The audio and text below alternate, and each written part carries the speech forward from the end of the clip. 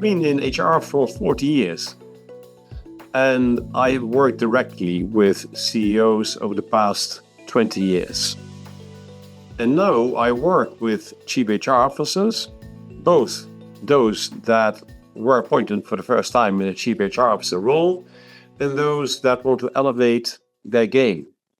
And what I see, first is we haven't decided to join HR from hatred of people. There's an element of care. We care about people. And then when we arrive in such a role, what we're seeing is everyone has got their views, everyone's got their priorities, everyone wants us to help them with whatever, and we soon get totally overwhelmed because there's too much. And we may well arrive in our first valley of despair. And if that has happened to you, join the club.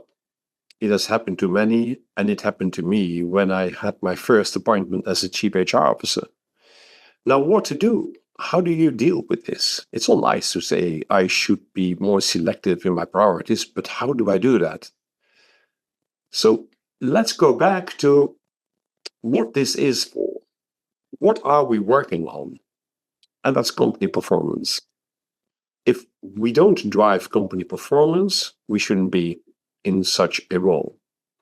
And what we will see is that in company performance, for driving company performance, only so much matters.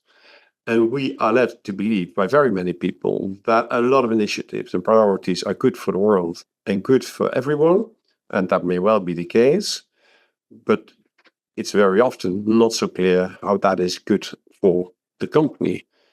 And imagine that you're able to boil down the strategy of the company to a selective set of people priorities you have to drive in order to deliver on the strategy. And imagine that you create traction for those initiatives by way of convincing the C-suite and by way of contracting with your fellow C-suite members. Like, I am going to deliver this, which is good for your performance, and I need this and that and that. This will give a very different flavor of your job.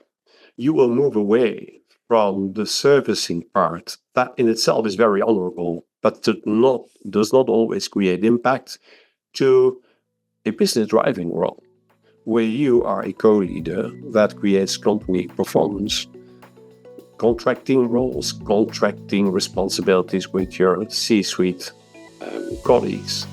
This is the work I do with chief HR officers. As I said, the ones who take that job for the first time and the ones who want to elevate their game. And if this intrigues you, if it interests you, just talk to me.